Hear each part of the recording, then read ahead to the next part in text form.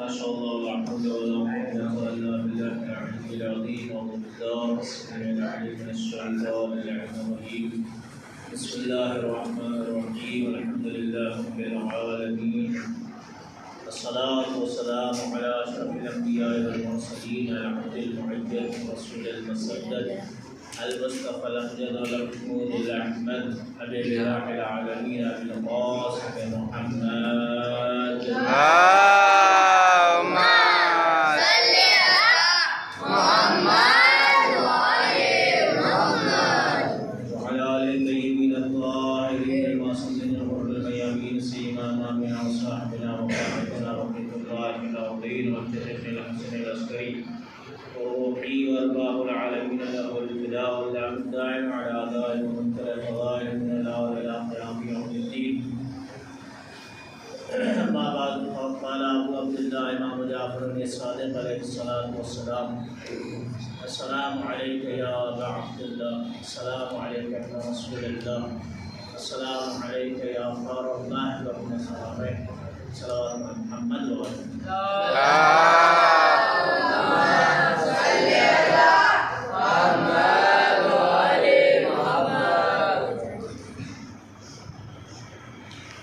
بالخصوص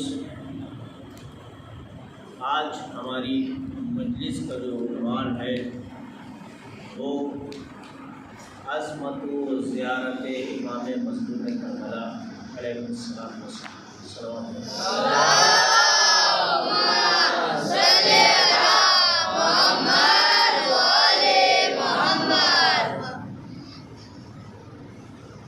چھٹے امام جعفر صادق علیہ السلام نے فرمایا صلوات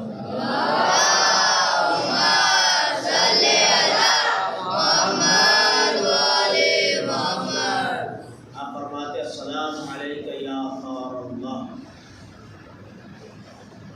اے وہ کہ جس کے خون کے بدلے کا طلبگار خود خدا ہے،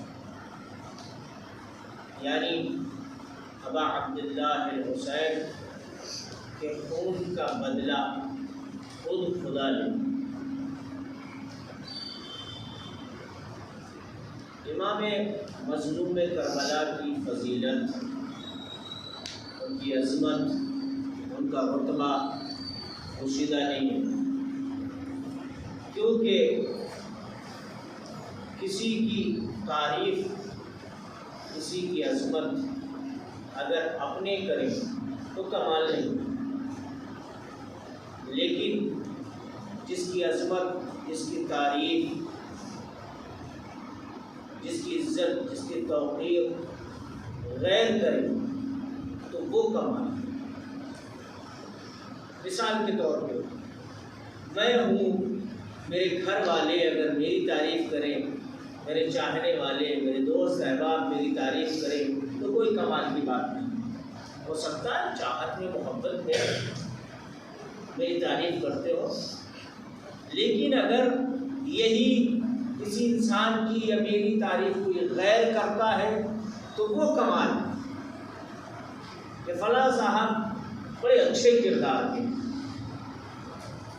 وہ الگ کی بات ہے کہ وہ مجھ سے ان کی بندی نہیں ہے، دشمنی ہے، یا کوئی بھی وجہ ہے، روابط نہ ہونے کے باوجود ان کا جو نظریہ ہے میرا نہیں ہے، ان کا جو دین ہے وہ میرا دین نہیں ہے، لیکن ان کی کردار کی مثال نہیں۔ اور اگر وہیں بھی کسی کی تعریف، کسی کی عظمت، کسی کی منزلت کوئی پیغمبر کرے، خود خدا تعریف کرے تو یہ لا کمال ہے، اس کی کوئی انتہا نہیں ہے۔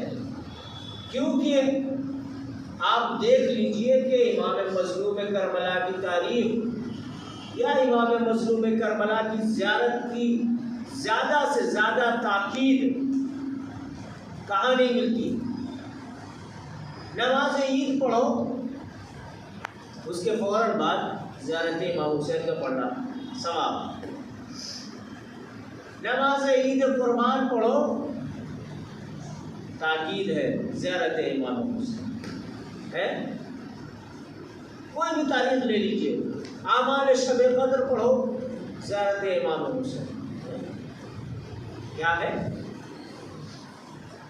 کوئی بھی تاریخ آپ ڈھونڈ کے لائیے، 18 عید غدیر ثواب زیارت امام حسین، شب جمعہ زیارت امام حسین. یعنی تاریخ اسلام میں جہاں جہاں جس مقام پہ فضیلت ہے دین کی اور انسانوں سے ملے ہوئے کچھ ایسی احکام ہیں جو خداوند عالم نے اپنے پیغمبر کے ذریعے سے رکھے ہیں، چاہے نماز عید ہو، چاہے عید قربان ہو، چاہے نماز ماہ مبارک رمضان کی ہو نمازیں ہوں، شب قدر کی نمازیں ہوں.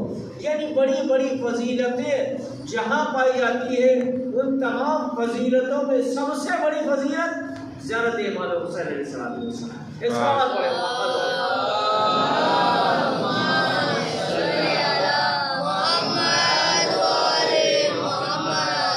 بھائی، کیوں نہ ہو فضیلت امام حسین. ضروری ہے کہ جس نے اپنا تمام کے تمام سرمایہ، تمام کے تمام رشتہ دار، بھتیجے، بھانجے، بھائی سب قربان کر دیے. امام مظلوم کربلا نے کس کے لیے؟ خدا کے لیے.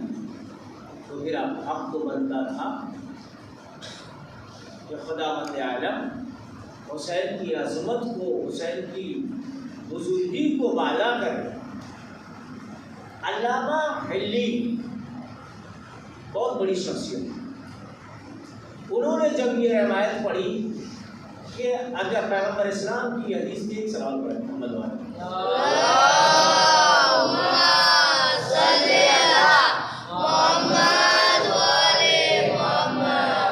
کہ حضور نے فرمایا کہ اگر کوئی شخص امام حسین علیہ السلام کے اوپر ایک مچھر کے پر کے برابر بھی اپنا اشک نکالے گا، آنسو نکالے گا، اس کی شفاعت کو ذمہ دار میں.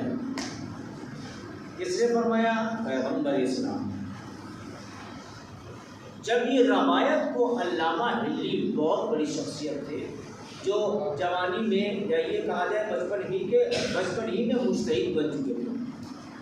70 سال کی ایج تھی ان کی، اور 70 سال کی ایج میں جب انہوں نے یہ پڑھا، یہ روایت پڑھی، تو پڑھنے کے بعد مبہوت ہو گئے، تعجب کرنے لگے. تو انہیں تلاش ہوئی.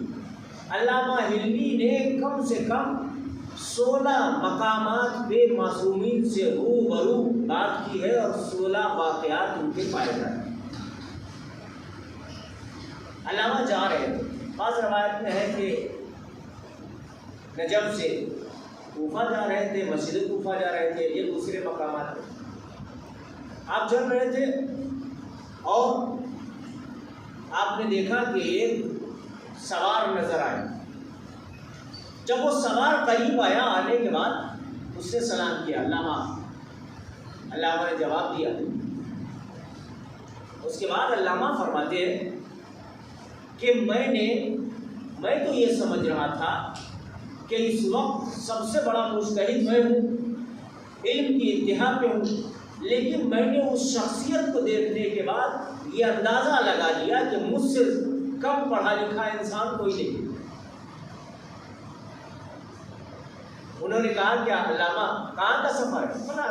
بتایا کہ ہم فلاں جگہ جا رہے ہیں، کیا میں ہم سفر آپ کا ہو سکتا ہوں؟ علامہ نے کہا بسم اللہ، آپ کی ایسا خوبصورت حسین و جمیل شخص اگر میرے ساتھ ہو تو پھر کیا کہیں. چل دیے. تو گفتگو ہونے لگی. راستے میں ہوتے ہوتے علامہ نے چند مسائل رکھے. اس کے ساتھ یہ مسئلہ رکھا کہ میں ایک روایت آج پڑھی ہے لیکن میں کشمکش میں ہوں، سمجھ میں نہیں آ رہا ہے کیا کروں. کون سی روایت؟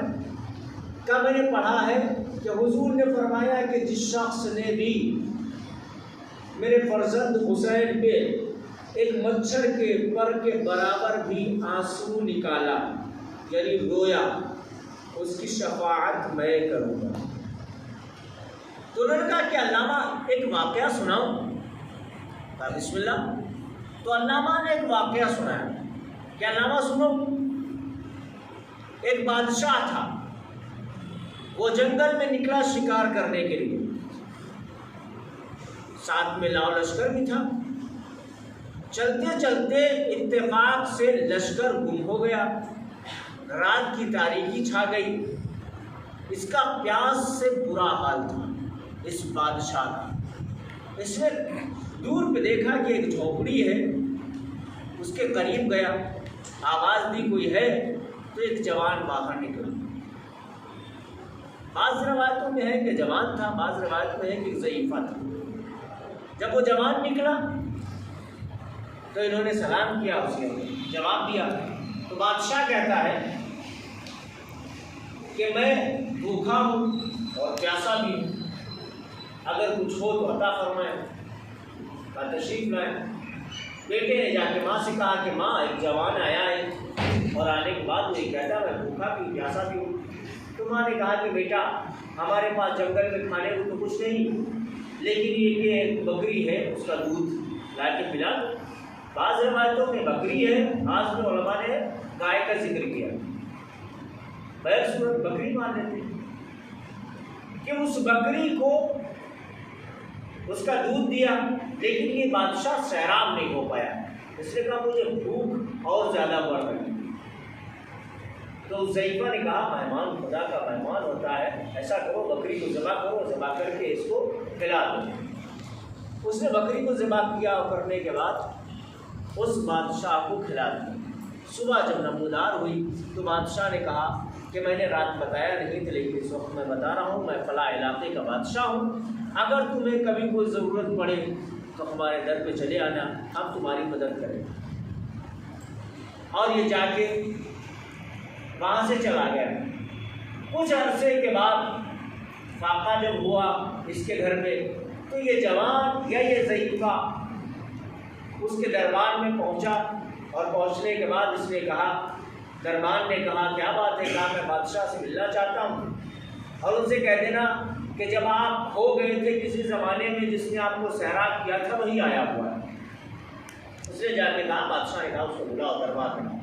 یہ جوان پہنچا، جب یہ پہنچا ہے تو بادشاہ نے کہا کہ دیکھو، بادشاہ نے تمام رعایا کو جمع کیا، اپنے سپاہیوں کو، اپنے غلاموں کو، تمام، اور کہا کہ دیکھو یہ جو شخص آیا ہے اس نے مجھے ایسے وقت میں سیراب کیا ہے کہ جب کچھ بھی میرے پاس کھانے کو نہیں تھا، اور اس نے تمام کے تمام اس کے پاس جو سرمایہ تھا، ایک بکری یا گائے، وہ ذبح کر کے مجھے کھلا دیا۔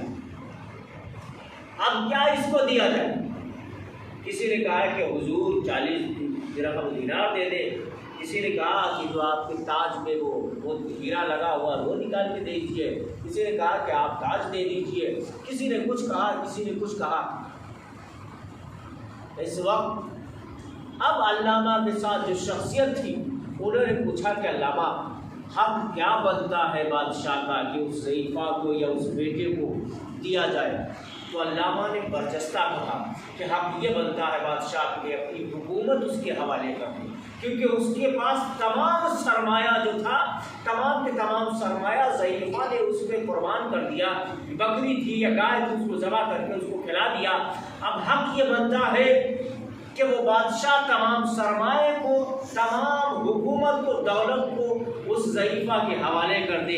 ایک مرتبہ وہ شخصیت مسکرائے، انہوں نے فرمایا کہ علامہ ایک بات بتاؤ، تم پیچیدہ ہو، تم گھبرائے ہوئے ہو اس حدیث کو، اس روایت کو پڑھنے کے بعد کہ پیغمبر نے فرمایا ہے کہ جس نے مچھر کے پر کے بغیر بھی اگر ایک اشک حسین مظلوم پہ گرایا ہے اس کی شفاعت میں کروں گا، تو بتاؤ کہ حسین نے اللہ کے لیے چھوڑا ہی کیا تھا؟ اپنی اولاد کو حسین نے قربان کر دیا، اپنے بیٹوں کو حسین نے اللہ کے لیے قربان کر دیا، اپنی بیٹیوں کو دربار میں لے کے حسین آ گئے، اللہ کے لیے کیا چھوڑا ہے؟ تو اب بتاؤ اللہ کو کیا حق بنتا ہے کہ حسین کو کیا عطا کرے؟ ایک صلوات پڑھے محمد والے محمد محمد والے محمد۔ علامہ کو سکون بخش جواب میں دیا اور بتایا کہ میں تمہارے زمانے کا امام محمد مہدی آخر الزمان علیہ السلام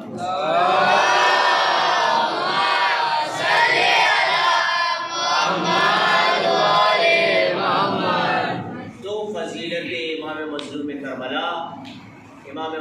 کربلا کی فضیلت متوکل نے لاکھ کوشش کی کہ حسین کی زیارت سے لوگوں کو روکا جائے،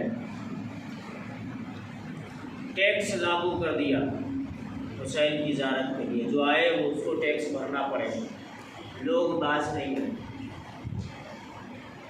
آج بھی باز نہیں آ رہے، جس کے پاس گاڑی ہے وہ گاڑی سے جا رہا ہے، جس کے پاس گاڑی نہیں ہے وہ پیدل نہیں۔ ایک شخص آیا کربلا، مصر یا بصرہ سے آیا ہوا، تو اس سے ایک رپورٹر نے پوچھا کہ تم آہستہ آہستہ کیوں چل رہے ہو؟ ضعیف العمر شخص، اس نے کہا کہ مجھے چلتے ہوئے بصرہ سے 6 روز ہو گئے، آج 7واں دن۔ حسین کے لیے کتنی قربانی کی ہے، آسانی سے نہیں اب تک حسین کے لیے پہنچ، کہا آج مجھے چھٹا دیں، میں آہستہ آہستہ اس لیے چل رہا ہوں کہ چوتھے امام نے فرمایا ہے کہ جو میرے والد محترم کے زیارت کے لیے جاتا ہے ہر قدم پہ اسے عمرے کا ثواب ملتا ہے، اس لیے بھی میں آہستہ چل رہا ہوں۔ دوسری وجہ یہ ہے کہ میں تھک چکا۔ کہا تو پھر کس لیے آئے؟ کہا یہ جو گنبد دکھائی دے رہا بس اس کا عشق ہے، اس کی محبت ہے، اس کی محبت میں چل رہا ہے۔ آج بھی آپ دیکھ لیجیے جو نیٹ ورک کی دنیا میں، نیٹ کی دنیا میں چل رہے ہیں، ان کو دیکھیے، جانتے ہیں اس بات کیسے کیسے ضعیف العمر شخص کمر کو باندھے ہوئے ہیں، کمر سیدھی نہیں ہو رہی، ہاتھ میں عصا پکڑے ہوئے، جا کہاں رہے ہیں؟ کربلا، نجف سے کربلا، بصرے سے کربلا ہے، کیسے کیسے مقامات سے کربلا جائے۔ متوکل نے لاکھ کوشش کی، ٹیکس لاگو کیا، اس کے بعد جب تھک گیا تو اس نے یہ لاگو کیا کہ اگر 2 جا رہے ہیں 2 میں سے 1 ذبح ہوگا، 1 چھوڑ دیا جائے گا۔ پھر قانون لاگو کیا کہ ہاتھ کاٹ لیا جائے۔ ضعیفہ پہنچی بغداد کے پل پہ، فوج نے روکا، کہاں جا رہی ہے؟ کہا حسین کی زیارت کرنے کے لیے۔ کہا تمہیں قانون پتہ نہیں؟ کہا کیا قانون ہے؟ کہا ہاتھ کٹانا پڑتا ہے۔ کہا تو ٹھیک ہے کاٹ لو۔ اس نے بایاں ہاتھ باہر نکالا، کہا بایاں نہیں کاٹتے، ہم دایاں کاٹتے ہیں۔ کہا دایاں تو پچھلے سال میں دے گئی تھی، یہ بایاں ہی باقی رہ گیا۔ ایسے ایسے خاتون نے، ایسے ایسے مولا کے چاہنے والوں نے قربانی دی، تب جا کے ہم تک یہ کربلا پہنچی۔ آسان نہیں ہے حسین کی ذات۔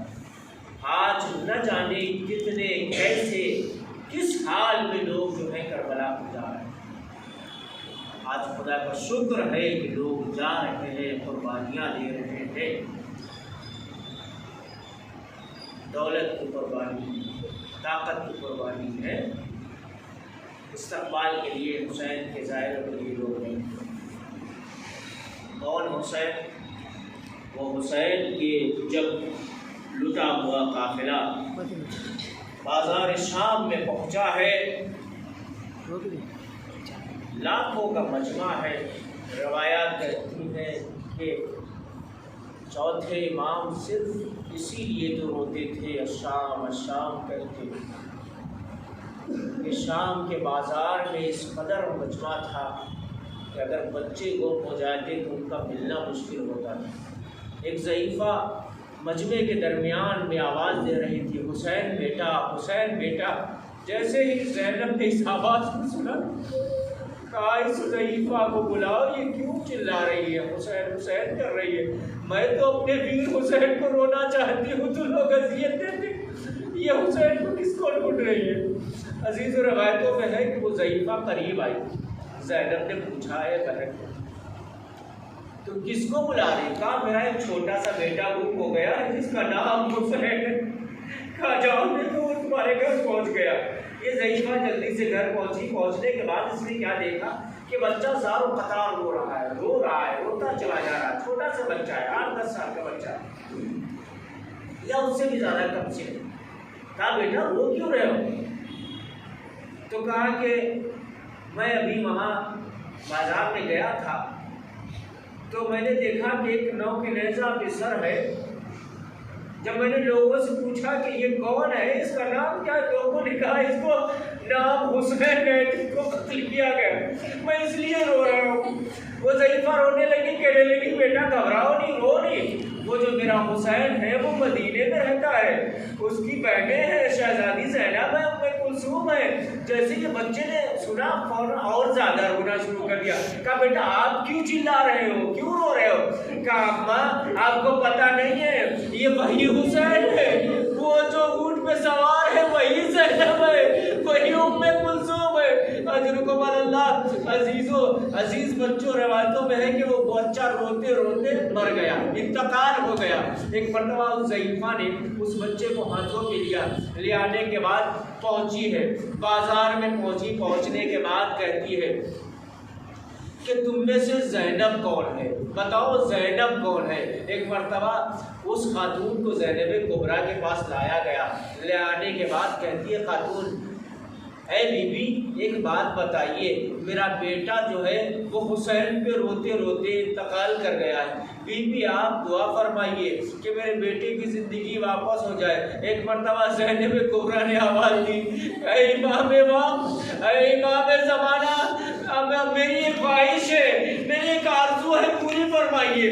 جیسے ہی سید سجاد نے سنا آنکھوں سے اشک جاری ہو گئے، فرماتے پھوپھی اماں میرے حال کو دیکھ کے سوال کیجیے گا، پھوپھی اماں میں اس حال میں نہیں ہوں کہ آپ کی کوئی خواہش پوری کر سکوں۔ کہا بیٹا آپ امام زمانہ ہو، ایک حسین کا انتقال ہوا ہے، ایک فرزند کا انتقال ہو گیا، اس کا نام بھی حسین ہے، بیٹا تم دعا کروا دو اللہ کی بارگاہ میں اس کا فرزند زندہ ہو جائے۔ ایک مرتبہ سید سجاد نے کہا بیٹا باقر اے سکینہ تم دونوں ہاتھوں کو اٹھا کے آمین کہو، میں اللہ کی بارگاہ میں دعا کرتا ہوں۔ چوتھے امام نے ہاتھوں کو اٹھایا، عجب نہیں بابا کا نام آیا ہوگا، پروردگارا یہ حسین نام کا بیٹا ہے، اس کی زندگی کو بخش دے۔